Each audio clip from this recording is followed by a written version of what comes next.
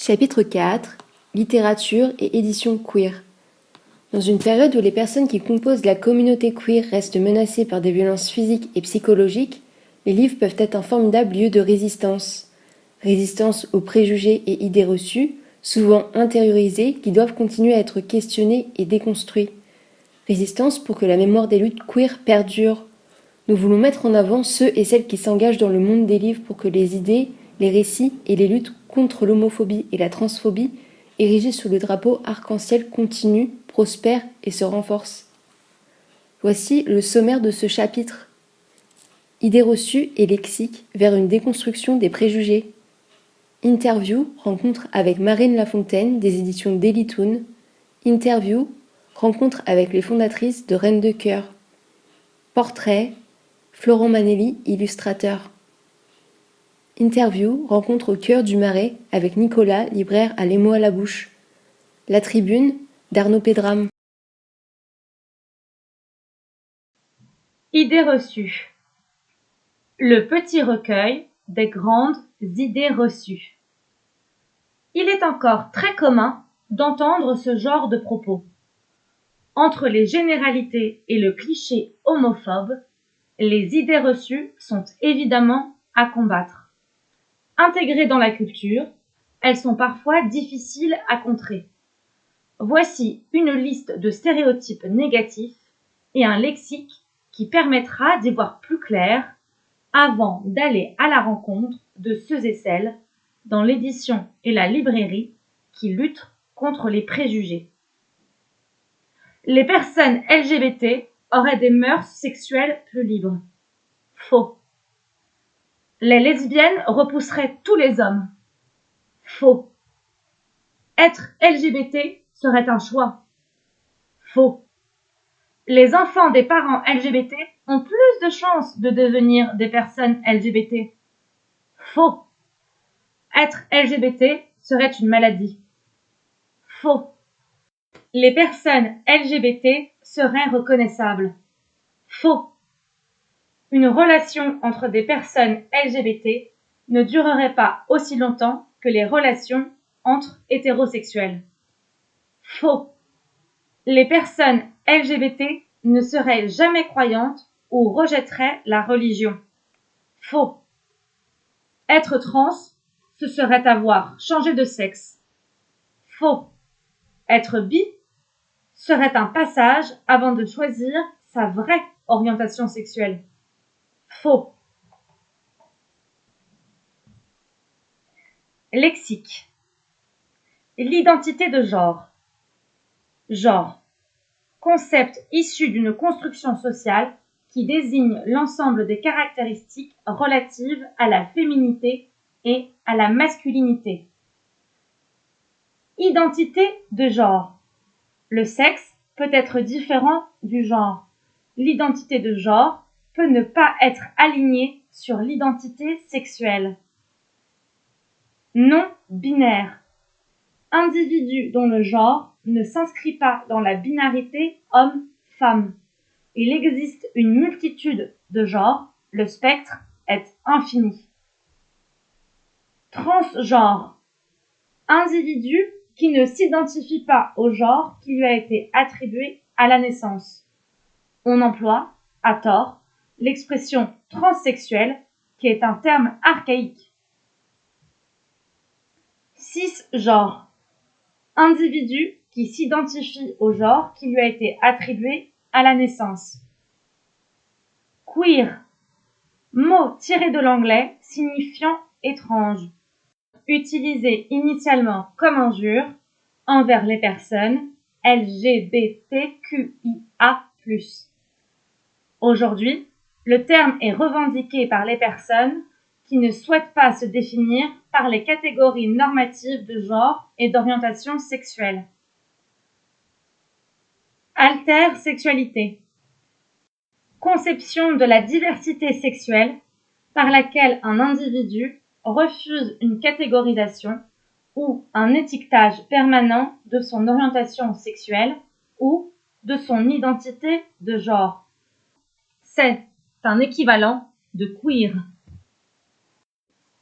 Dead name. prénom indiqué à l'état civil à la naissance, avant qu'un individu trans ne choisisse un nouveau prénom qui corresponde mieux à son genre. Coming out. Révélation de son orientation sexuelle ou de son identité de genre par la personne concernée. Outing. Action de dévoiler l'orientation sexuelle ou l'identité de genre d'une personne sans son accord. Dans tous les cas, il s'agit d'une atteinte à la vie privée. L'orientation sexuelle. Orientation sexuelle. Attirance sexuelle que l'on ressent ou non pour les autres individus. Elle est différente du comportement sexuel. Asexualité.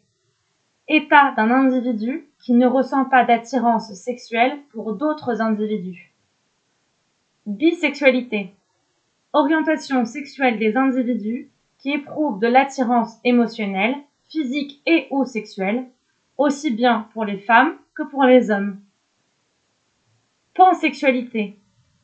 Orientation sexuelle pour les individus, quelle que soit leur identité de genre et leur sexe biologique. Sexe biologique. Sexe. Renvoie aux caractéristiques biologiques et physiologiques qui différencient les hommes et les femmes. Intersexe. Un individu intersexe est né avec des catégories biologiques et physiologiques mâles et femelles à la naissance. On emploie à tort l'expression hermaphrodite, qui est un terme archaïque. Rencontre avec Marine Lafontaine, éditrice junior aux éditions Delitoun. En 2019, alors étudiante en master commercialisation du livre à l'université Paris 13 Villetaneuse, elle a rédigé son mémoire de fin d'études sur l'altersexualité dans les romans pour adolescents et adolescentes. Pourquoi avoir voulu écrire votre mémoire intitulé Des arcs-en-ciel pour nos enfants sur l'altersexualité ? J'étais dans ma dernière année d'études supérieures et je souhaitais écrire un mémoire sur un sujet qui me touche beaucoup et que je voulais mettre en avant en tant que professionnelle du livre. L'altersexualité est un sujet de plus en plus traité dans la littérature, mais qui demeure encore un peu caché. Je me suis dit que lui donner un coup de pouce, même très modeste, pour gagner en visibilité, c'est la moindre des choses. Est-ce qu'un événement ou un constat vous a poussé à écrire sur ce sujet ? J'ai grandi dans une famille très ouverte d'esprit, et je me suis vite retrouvée entourée d'amis qui avaient des sexualités non hétéronormées. Mais pour moi, il s'agissait de la norme, point barre. Pourtant, enfant, surtout à notre époque, il était difficile de mettre la main sur des romans qui représentaient les diverses sexualités. Et c'est en réfléchissant à tout cela que je me suis demandé si la situation avait évolué. Une fois penchée sur la question, j'ai trouvé le sujet tellement vaste et passionnant que j'ai décidé de ne pas m'arrêter là et de poursuivre mes recherches. C'est comme ça que j'ai fait un sujet de mémoire. Quelles sont les figures emblématiques ou les auteurs et autrices issus de la littérature altersexuelle qui vous inspirent et pourquoi ? Tout d'abord, il y a eu Cathy Bernheim, à qui j'accorde une grande place dans mon mémoire. C'est une figure militante du féminisme et l'une des premières personnes à avoir écrit un roman lesbien à destination de la jeunesse en France. J'ai eu le plaisir de la rencontrer pour échanger avec elle à ce sujet et c'était incroyable. Sa démarche en tant qu'écrivaine était de pointer du doigt une thématique taboue à l'époque.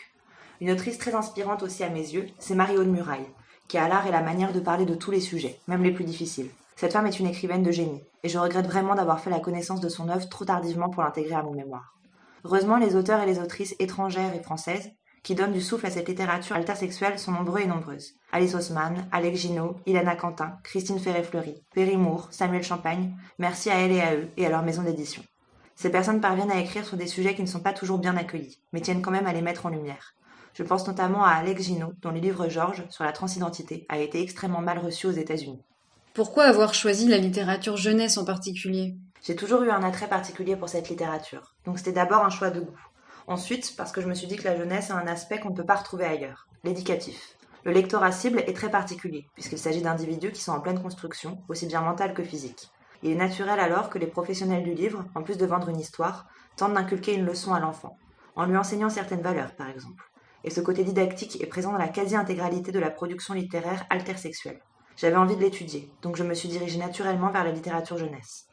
Que pensez-vous de la représentation actuelle des individus issus de la communauté LGBT dans l'édition ? Vaste question. Si elle porte sur l'ensemble de la production littéraire, je dirais qu'il y a encore de la marge de manœuvre, même si de grandes étapes ont été franchies ces dernières années. Cependant, les clichés sont encore bien ancrés dans les romans et certains aspects de l'altersexualité, je pense au gender fluid et à l'asexualité notamment, sont peu, voire pas représentés. N'avez-vous pas le sentiment que cela renforce les stéréotypes et les différences, plus que ça ne les efface? C'est bien là toute la dualité de cette littérature, malheureusement. À force de vouloir combattre les clichés, on finit par en créer de nouveaux. Et pousser en avant l'altersexualité empêche cette littérature de se fondre dans la masse de la production générale.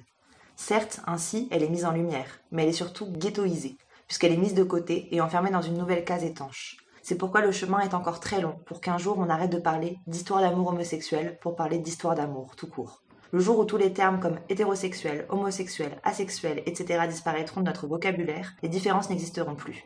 Mais plus qu'une question de littérature, je pense qu'il s'agit d'une question de mentalité.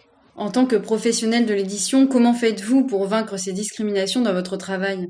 Je pense qu'arrêter les étiquettes est peut-être l'un des billets par lesquels on peut lutter contre ces discriminations. Comme je l'ai dit plus haut, arrêtez de parler d'histoire homosexuelle, mais juste parler d'histoire. Arrêter de placer la lutte identitaire des personnages au centre des histoires peut aussi contribuer à normaliser la littérature altersexuelle. Ce n'est pas parce qu'un personnage est gay que cela est son unique définition. Lui aussi peut partir à la chasse au dragon, par exemple. La sexualité n'est qu'une caractéristique parmi tant d'autres. Si déjà ces 2 points sont appliqués, je pense qu'on fera un pas en avant. Peut-être qu'un, mais ce sera déjà ça. Rencontre avec les fondatrices de Reines de Cœur. Reines de Cœur propose une représentation positive de l'amour entre femmes.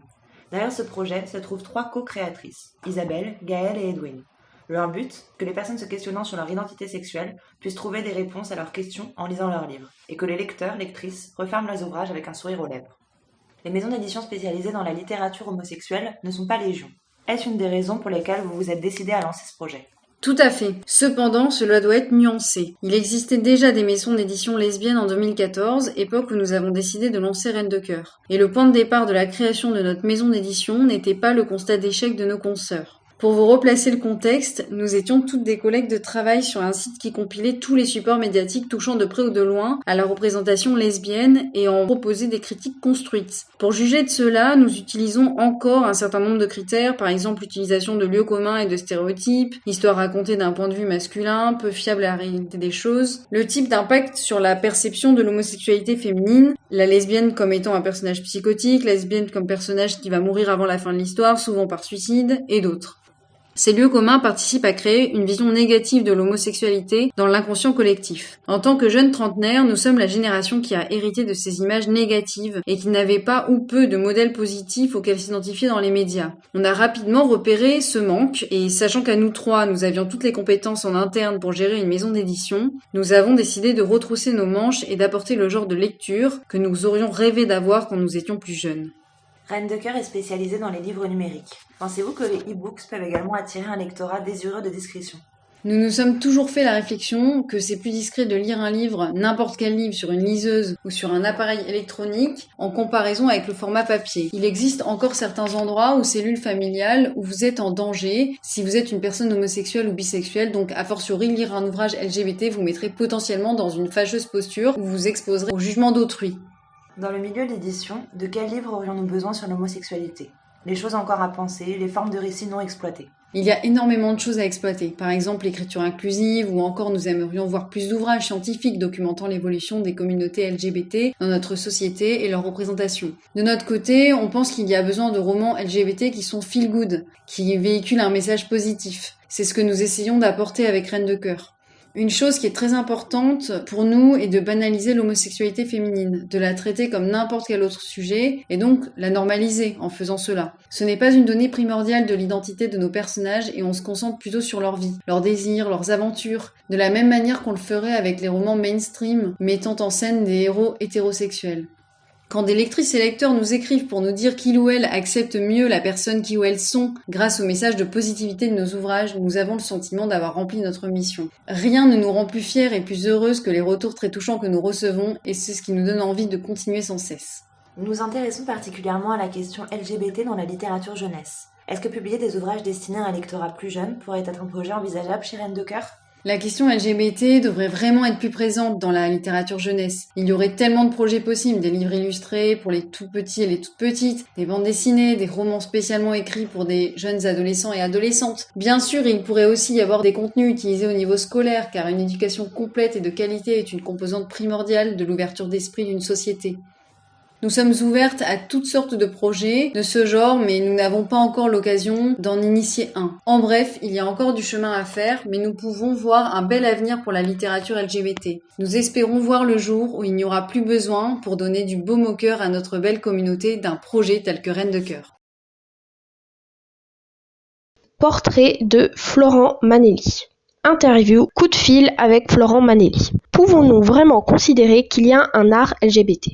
Pour répondre à cette question, nous avons fouillé le tout internet, les réseaux sociaux, les articles de Tétu. Et puis, on l'a trouvé au détour d'Instagram. Florent Manelli, illustrateur, ou Florent Manellini pour les intimes. Un coup de cœur immédiat. On ne peut que remercier son ancienne colocataire de Montréal de l'avoir guidé sur la voie du dessin.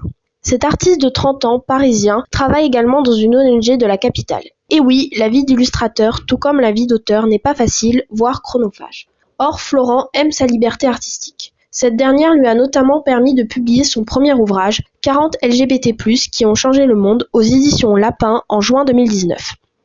S'il ne décrit pas cette démarche comme un acte engagé, il est néanmoins conscient qu'en tant que personne queer, elle représente un certain militantisme. Il décrit ainsi son livre comme un outil qu'il aurait aimé avoir quand il était adolescent. Ainsi, si l'idée n'est pas de faire une liste exhaustive des personnes ayant lutté pour les droits LGBT+, l'ouvrage permet néanmoins de découvrir cette lutte à travers le temps et l'espace. Ranimer, c'est aussi faire ma part, et c'est militer aussi d'une certaine façon.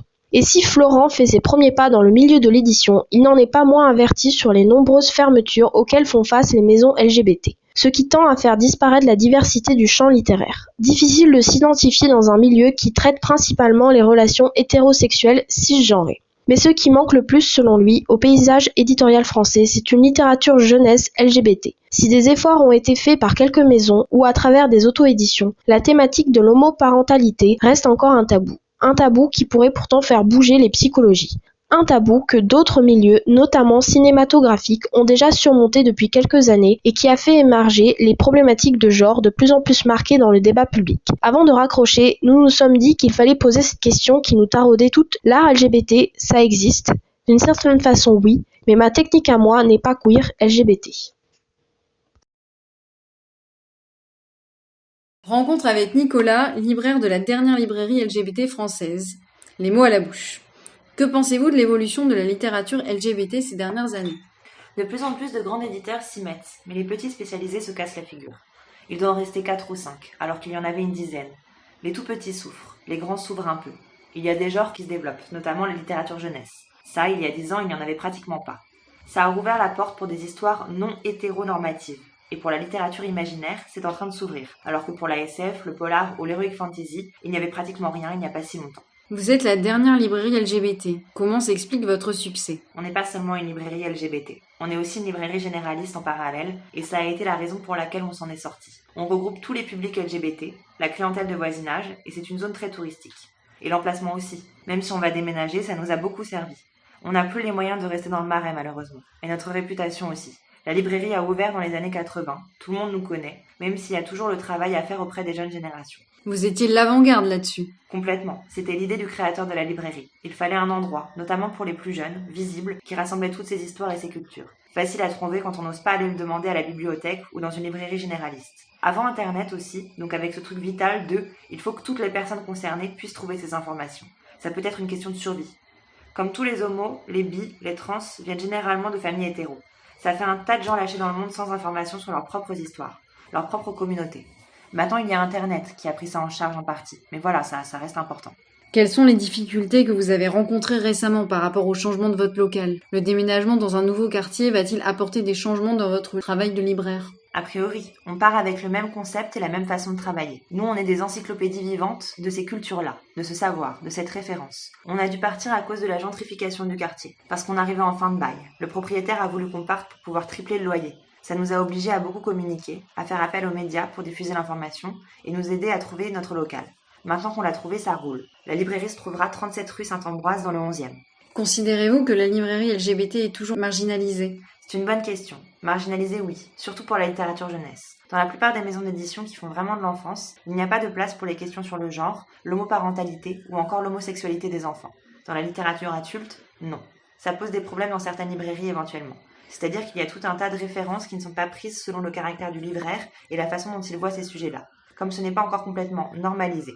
Ça existe encore. Nous, évidemment, on fait l'inverse. On essaie de tout avoir. Est-ce que vous aspirez à banaliser cette littérature? Je ne sais pas si c'est la banaliser. Notre but depuis le début est de la rendre accessible, pour ceux et celles qui en ont besoin. En ce qui concerne la banalisation, vous tomberez sur un point de clivage d'une communauté, qui n'est vraiment pas réglé du tout. Il y a deux futurs possibles de ce qu'on pourrait appeler une normalisation.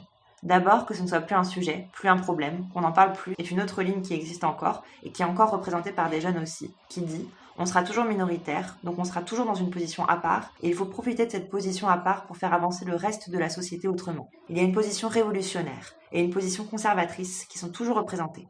C'est un clivage qui est vieux comme le monde. Selon les gens que vous allez rencontrer, que ce soit les consoeurs ou confrères, les écrivains et écrivaines, les artistes ou le public, vous allez avoir les deux options. On retrouve les deux positions dans la littérature, dans la philosophie, dans les essais. Les révolutionnaires sont clairement minoritaires, et peut-être de plus en plus, mais ils sont toujours là. On se rend compte que ce sont vraiment des visions irréconciliables, parce que ce n'est pas le même point de vue de société. Vous retrouverez ça chez les éditeurs et les éditrices, plus ou moins militants et militantes, aussi entre banalisation versus révolution. Quelques titres à conseiller qui peuvent servir d'outils pour lutter contre les LGBT-phobies en général. Moi, Simon, 16 ans, Homo sapiens, de Becky Albertalli, traduit de l'anglais par Mathilde Tamae-Bouhon, paru chez Hachette Roman en 2015. Aristote et Dante découvrent les secrets de l'univers, de Benjamin Alircéens, traduit de l'anglais par Hélène Zilberet, paru chez Pocket Jeunesse en 2015. La sirène et la licorne, de Erin Mosta, paru chez Rajo en 2018. La Tribune par Arnaud Pedram. La possibilité que la librairie Les Mots à la Bouche, librairie LGBT historique du Marais, allait disparaître était bien réelle. La librairie a pu trouver entre-temps un autre endroit où continuer son activité si centrale. Néanmoins, nous avons choisi de publier le texte d'Arnaud Pedram pour sa force d'évocation bien actuelle sur ce que peut représenter un tel lieu et sur l'importance de le défendre. Je dois avoir 16 ans quand je marche pour la première fois dans le Marais. L'air est frais, je suis rue Vieille du Temple. Juste avant d'arriver rue des Francs-Bourgeois en venant du nord, le trottoir s'élargit. Avant ça, il y a tout juste la place pour 2 personnes sur le trottoir, ma tante lesbienne et moi. Je viens de la rencontrer, elle me fait visiter. Je suis sûre que ça s'est passé là. J'ai vérifié sur Google Maps. Le lieu dit, ou peut-être autre part. Dans le coin en tout cas. Un garçon, légèrement plus âgé que moi, arrive sur le trottoir. Ses cheveux sont noirs, ou peut-être châtain foncé. Il porte un morton gris, ou noir, je ne sais plus. Il passe, on se regarde. Mais tu sais, un regard qui dure un laps de temps qui dépasse l'habituel, qui te chuchote un truc un peu obscène. Je sens passer une vague de feu. Je me retourne vers ma tante. Je crois que c'est la première fois que quelqu'un me regarde dans la rue et me désire. L'espace public et moi, c'est une longue histoire. J'ai grandi à Bordeaux. Mes premiers copains, je leur roule des pelles dans la rue, faute de pouvoir être libre chez nous. Et souvent, on se fait emmerder. Étrangement, ce qui me manque le plus, ce sont les regards. C'est comme un sursaut de dégoût, un outrage d'être témoin. C'est une bile acide que tu sens sur ta langue si tu les croises. Les yeux hétérosexuels, je m'en souviendrai toute ma vie. Alors cette fois, dans le Marais, c'était un soulèvement. Sur le trottoir de la rue Vieille du Temple, un appel d'air d'une enfance asphyxiée. Une introduction à ce qui allait suivre, les bars gays, les cafés gays, les restaurants gays, la boulangerie gay, les clubs gays, les lesbiennes, les gays, les personnes trans qui vivent, rient et font la fête, et les mots à la bouche. Avant les mots à la bouche, je ne connais que Tétu. J'ai dû le feuilleter une fois ou deux, en douce, chez le buraliste de mon quartier bordelais. Terrifiée par la honte d'être reconnue, je me contente la plupart du temps de chercher du regard le titre dans les rangées, jouant le trouble de ne pas trouver le magazine que je cherche. Je fais des cercles ou des petits allers-retours devant la rangée. Je sors le magazine à côté pour révéler un bout de la couverture du Tétu. Mon désir glisse, incognito, entre les magazines écrasés. Et je file honteux. La devanture des mots à la bouche annonce la couleur, fièrement. Dans le coin de la porte, il y a un petit drapeau arc-en-ciel qui me dit « Viens ». Derrière la porte bleue des mots à la bouche, je tire un livre avec la connaissance d'un désir aimé et partagé. Ma main feuillette, libre des crispations de la terreur hétérosexuelle. Mes yeux parcourent des paroles obscènes. et j'ai chaud au cœur. J'y reviens à chaque visite de la capitale, comme un pèlerinage. Une fois, je suis resté assis pendant 1 heure sur l'unique chaise au sous-sol. J'étais tout seul à feuilleter des livres. Alors que la rue et ma maison d'enfance m'ont été des mondes si étranges, voire hostiles, les mots à la bouche a toujours été ce qui se rapproche le plus d'un chez-moi.